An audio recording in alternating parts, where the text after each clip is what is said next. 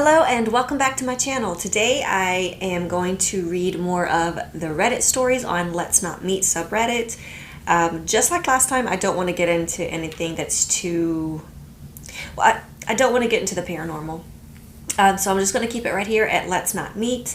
And I just found a few more, I think 3 maybe, that I would like to read for you guys. And you guys can check it out as well. Obviously, I do like to read these because these are real stories. This is what goes on in they are allegedly real, and this is what goes on in the world today. That it's not always rainbows and butterflies and sunshines and unicorns, rainbows, yet all that. So there is some bad stuff going on in the world, and I just kind of wanted to read some of these and let's get into it. So this first one that I am going to read is a parent of a friend may have tried to drug me. Now it is a little bit longer one.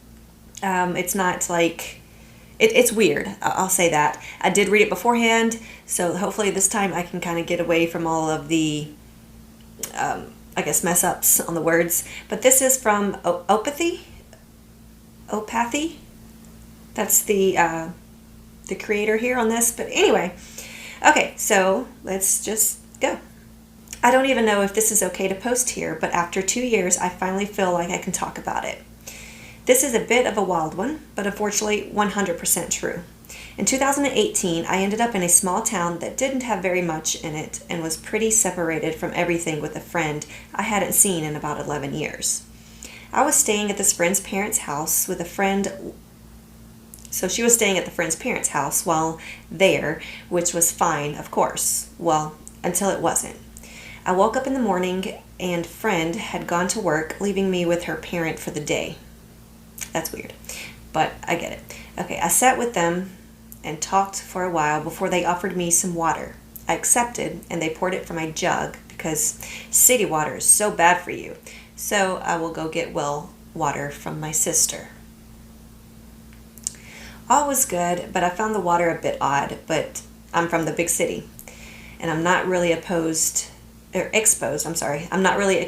well water, so I assumed it was the difference.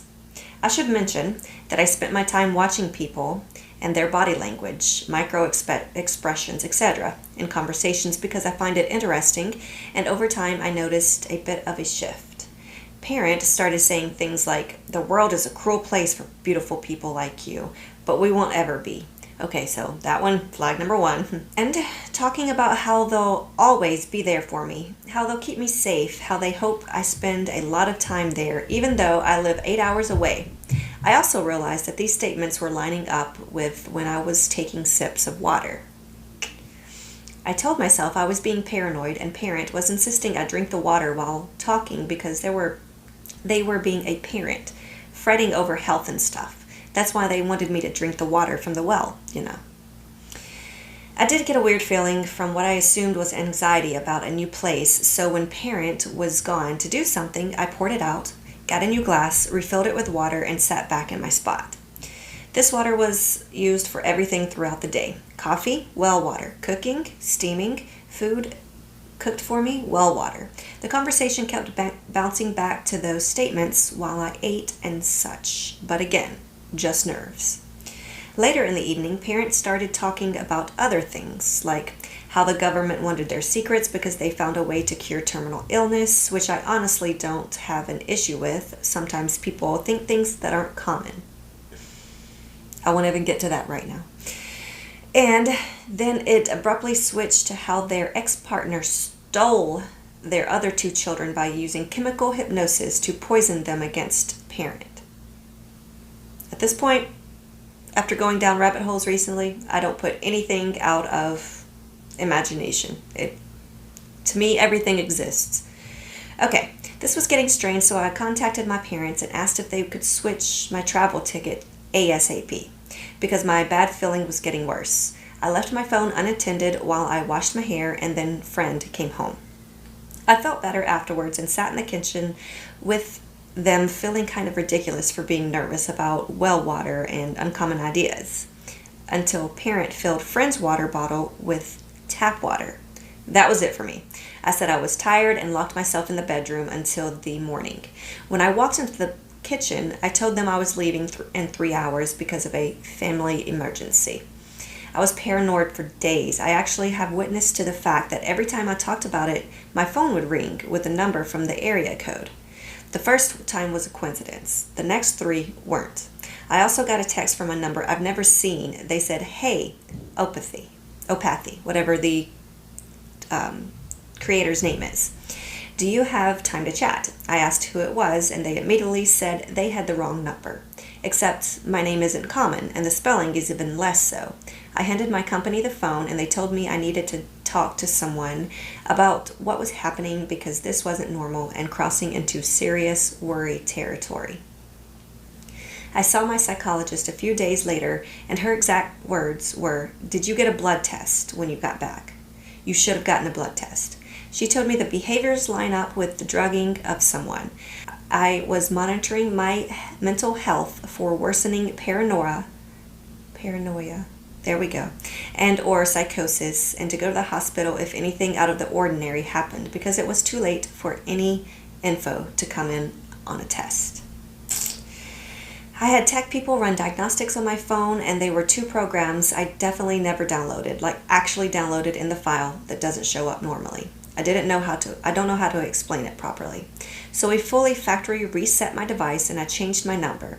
This was even more unsettling because I ran a virus scan on my devices unnecessarily often and nothing came up before they did some digging. I haven't heard from friend since and I haven't reached out. I'm healthy and sober with my mental health under control, but this still makes me so nervous to talk about. This is actually the first time I've ever talked about it openly on the internet, and I'm definitely nervous.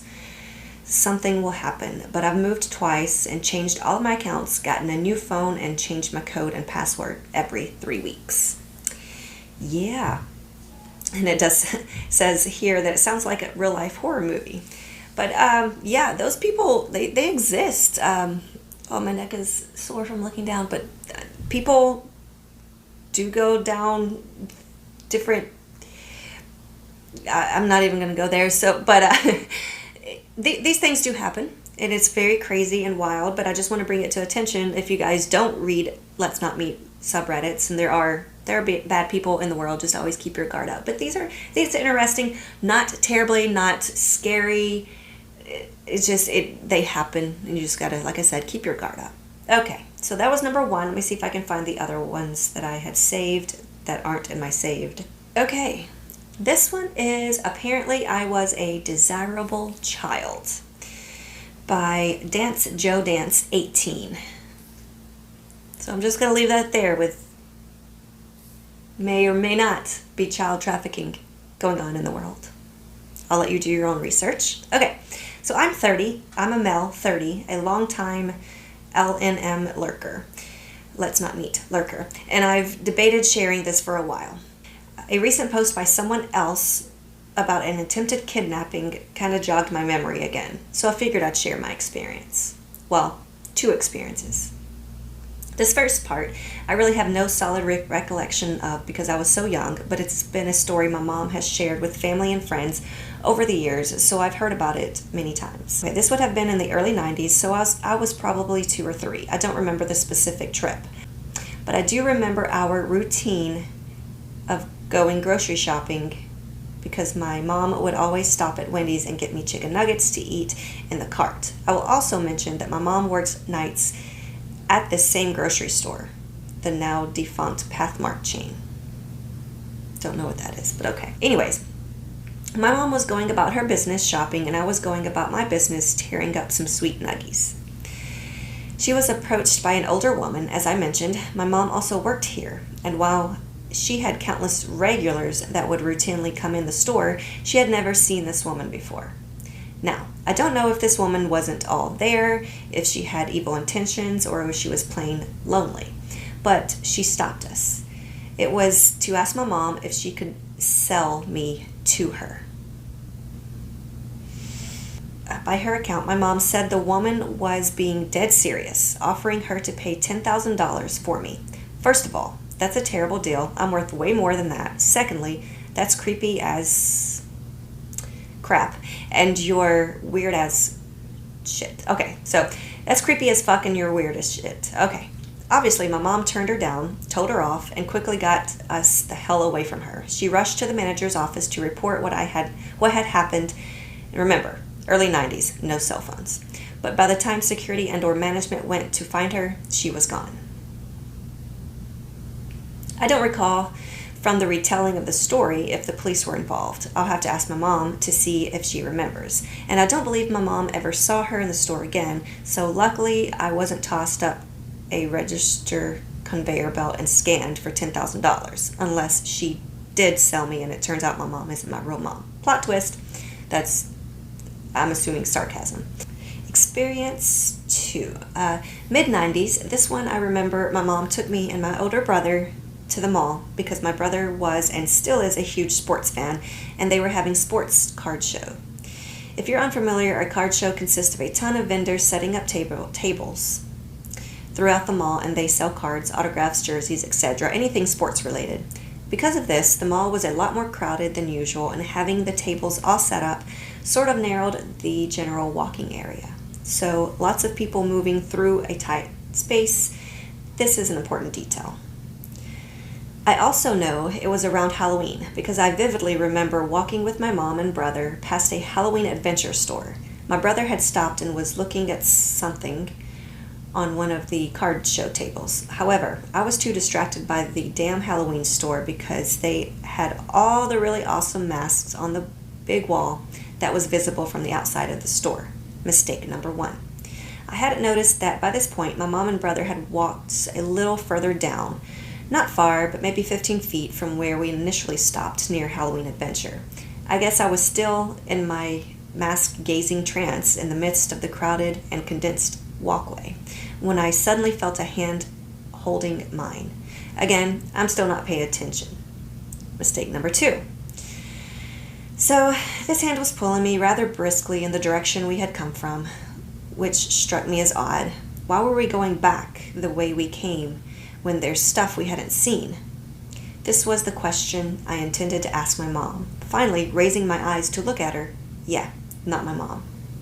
Instead, when I looked up, it turned out to be some woman that I've never seen before. The creepy thing is that she never once looked down at me.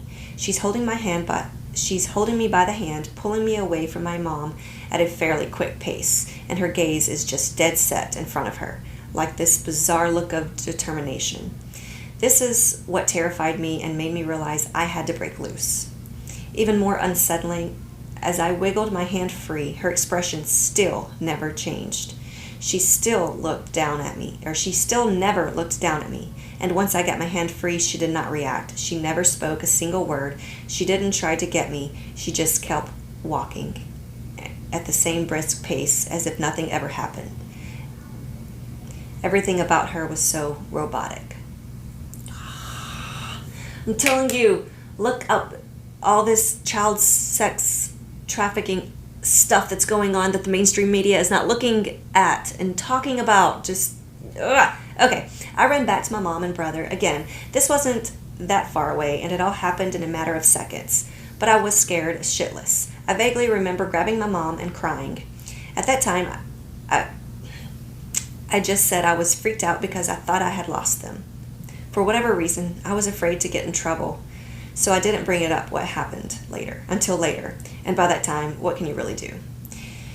It's funny though, you read all of these let's not meet stories, and it sort of has you recalling different unsettling events throughout your life, and maybe you remember things you had long forgotten. You read about stalking and harassment, and that goes on for years, and it makes you wonder if these experiences are random or if for whatever reason, they were all calculated. It's thoughts like these that forced me to re-examine both of these events, and it brought me to one terrifying question. What if it was the same woman? Very good question. Okay, so if I do have kids out there watching this, do not be afraid to tell your parents. You are not going to get in trouble. Tell your parents what happened immediately so hopefully something can be done. I teach my children constantly to be aware of their surroundings, and if anybody tries to come talk to them, I teach them stranger danger. I teach them to fight back and scream. You should too. If you are a child out there anywhere under 18, or you should definitely do the same. Always fight back the best of your ability. At least it would attract attention, if nothing else. It would attract attention. But that's just my TED Talk. Okay, so let me step off the soapbox and we'll go for number 3. This one is also a longer one. So here we go. Buckle up. And it is: a grandmother from my preschool stalked and threatened to kidnap me. I have a common theme apparently along this video, but that's okay. And it's by Cool Cat Cam 1. I recently learned of some chilling details about a person that was heavily involved in my life as a child, and I thought I would share the story. Throughout my childhood, I was extremely shy and did not find myself going out of my way to make friends in new settings. Hello! I had recently started preschool at my grandmother's church, and I remember being on the playground playing by myself when a woman introduced herself to me. Her name was Candy. I don't like that name. Okay, anyway, she looked like any other sweet old woman. She also reminded me of my own grandmother with her abundance of white curls on her head. Candy was a volunteer at the church and typically watched over the children while they played, so they would see each other fairly often. Don't know why dyslexia is trying to come in there, but okay. I can't remember much about the start of this friendship, but I presume one thing led me to another before I was frequently spending time with her in and out of preschool. My parents were grateful to have someone who was interested in watching me, as I was the youngest of 3, and my parents worked full-time while also taking my brother and sister to and from sports and friends' houses, so having a helping hand was a blessing for them. To be honest, I don't remember too many details about spending time with Candy, but I suppose we... Sorry, I just had a flashback. Okay. But I suppose we spent our time frequenting ice cream shops and parks, etc. I do have one memory of going to her house, where I had never been before. And as she was showing me around, I remember passing through the dining room and seeing another girl who looked to be around 10 to 12 years old. Candy introduced me to her and told me that she lived down the street and would spend a lot of time at her house. I am not sure why, but I remember being jealous. I guess I was jealous that Candy also cared for and spent time with another little girl. I had never felt that way before, and I'm not sure why I remember that so clearly. For some reason, that was the only time I went to her house. Fast forward a few years, and I am in 1st grade. I had totally forgotten about Candy and had not seen her since I graduated preschool 2 years prior. My neighbors, who I carpooled with to school, had dropped me off at my house after school one day. I spotted a Target grocery bag hooked to our front door. I wasn't sure what it could be or why my brother or sister didn't bring it inside when they arrived home from school or an hour or so before me. Once I took it inside, I noticed writing on the bag indicating that there was a gift inside for me. From Candy. I ran up the stairs to my room, and to my surprise, there were several adorable brand new outfits inside just for me. I immediately tried them on and was so excited to show my mom when she came home from work. After my mom got home, I eagerly showed her the outfits that Candy had left for me. Unfortunately, my mom was not excited as I was. In fact, she was quite angry. She yelled at me to take them off, and she would be returning them to Candy. I was so confused as to why she was upset with me. What did I do wrong? These were free clothes, a gift. Wouldn't it be rude to return it to someone? To avoid being punished, I put the clothes back in the bag and handed them to my mother. We never spoke of this again, and Candy slipped my mind for the next several years. A few years ago, my sister was home visiting from college. With nothing else to do, we decided to go to Target to shop for useless things we didn't need. As we were walking through the parking lot, the thought of the Target bag from Candy randomly dawned on me, and I proceeded to laugh and ask my sister if she remembered if she knew why Mom was in such an awful mood that day to force me to give the clothes back to Candy. My sister stopped dead in her tracks and said, "Wait, you don't remember what Candy did to us?" Taken aback, I shook my head and begged her to tell me what happened. She refused to talk about it and told me to ask my mom. Once again, the thought of candy slipped my mind, and I didn't remember to ask my mother about what happened until I was in college a few years later. We were saying goodbye to my grandmother after grabbing lunch when she mentioned to Mom that someone's funeral was that weekend. They then sat in silence a few minutes, just staring at each other. After my grandmother left, I asked my mom who they were talking about, and she informed me about Candy's death. The realization that I had never heard the true stories about this woman crossed my mind, and I asked my mom about what my sister refused to speak on. My mother proceeded to relay the horrible stories to me about the little old woman that tried to take me away from my family. After some time of Candy watching over and babysitting me, her demeanor changed and she started acting possessive of me and became hostile towards my parents.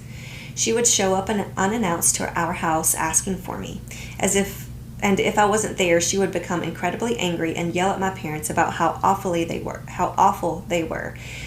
She would continuously tell them that they didn't deserve me and only she was worthy of taking care of me. This happened several times before my parents told her to stop coming to the house or they would call the police. This inclined her to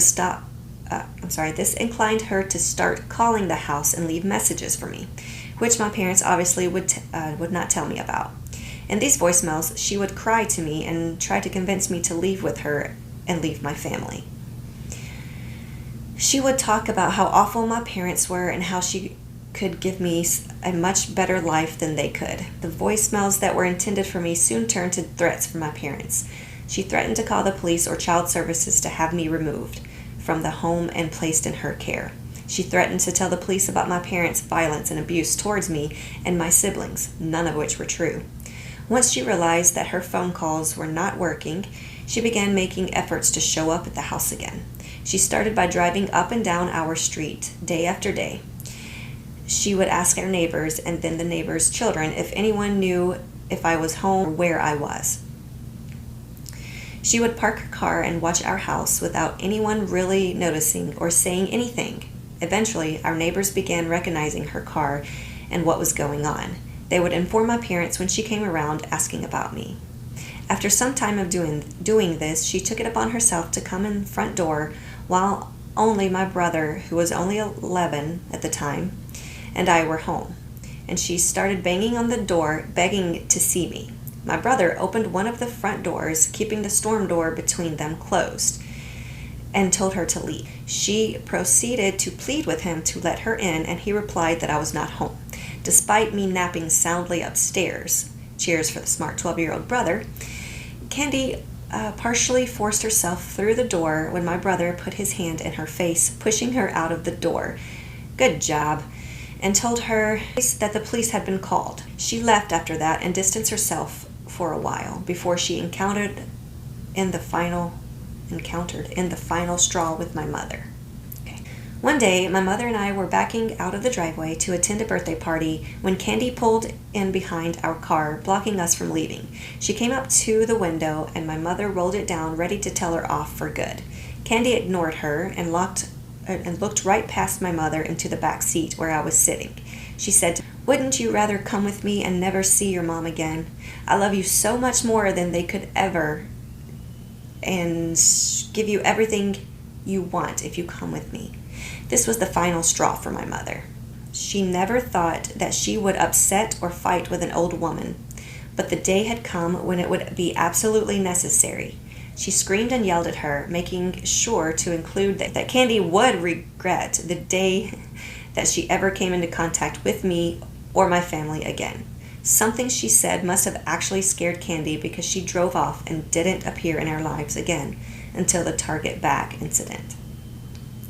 I'm not sure how I never knew that any of this happened and never thought anything was weird about her when I was a child, but I guess my parents did a good job of shielding me from the horrors of the situation. After hearing about everything that took place, I assumed that there must have been a reason she became obsessed with me. Did she have her own family? Did she lose children or get grandchildren and wanted to find someone to fill the void? According to my mother, she had several children that were much older than me, as well as young grandchildren. Thus, I'm not sure why she would what would have sparked her interest in me, but thankfully we no longer have to worry about her. Part of me still wonders if I repress any memories or conversations with her that were upsetting. Did she ever privately talk to me about how awful my parents were, or how she wanted to take me away from my family? Did I ever agree to leave with her? I also wonder if, as I grew older and joined social media like Facebook, did she ever search my name? Did she ever watch me when I was in middle school, high school, or even went off to college? I have so many questions, but I'm glad that we'll never find out if she was going to follow through with any of her threats. As a word of advice, always trust your grandmother's instinct about other grandmothers, and do not befriend the old woman volunteering on the playground. And finally, to the woman who made my parents' lives a living hell, let's not meet again. Well, thankfully I guess thankfully, but she's passed away, so they don't have to worry about that. So those are some let's not meet subreddit stories. You should check them out if you're interested on them, and I will gladly continue reading some more. Hopefully I can, maybe at some point, maybe I'll dive into a little bit more scarier stories. I don't want to invite that negative energy into me or my house, but we'll see. We'll take it as it comes. I was kind of, what's the word for it? Basically, it triggered a memory for me. I was about 2 or 3, and my parents, they worked full time, so I went off to a babysitter. Her name was Miss Teet. I don't remember much about her. I just remember the front entrance of the living room. I don't remember her face. I remember the smell. And I can't describe the smell. It's like a mixture of cookies and then I guess maybe old lady smell. You know how sometimes they have a certain smell. But I haven't smelled that smell in several years. But I do remember a few times that I did smell it, and it made my stomach nauseous. Now, I obviously repressed any memories that I've had with her because, like I said, I was 2 at the oldest 3. So I was young, didn't have any of those memories. But it was said that she would tie babies up to keep them from crying, and then tied one to a wall, like taped a baby to a wall. I don't know. I mean, these are all, I guess, hearsay. But my parents obviously immediately took me out of that daycare, and I started staying with my aunt. So they were at least somehow aware of it. They didn't really shield me from it, I guess you would say, which is, I think, a good thing. I think I would rather know than not know. I do know that she would constantly ask, or as we would get closer to the house, I would start crying and screaming, saying, I don't want to go, I don't want to go. I mean, some kids do that, but I mean, mine honestly never have. They go to a school daycare. But you just have to ask, as a parent, you just have to ask yourself, why? What's going on? And she would ask me, and she said that I would never tell her. So take that how you will. I don't know, like I said, I don't have any memories. I have my best friend actually from elementary school, or 5th grade on, apparently also was kept by her. And we didn't meet until, like I said, I was 9 or 10 years old. And she also has the same type repressive memories and bad feelings. So just don't discredit any of your children's feelings. Always ask them, always let them know that you're interested and that you care. And if you are a child out there that's listening to this, you really shouldn't be because you're under 18, but please do not be afraid to tell your families that you can trust, or your parents. Tell them, let them know. But anyway, like I said, this is my TED Talk. Thank you. Welcome to the show. But until then, I will see you guys next time.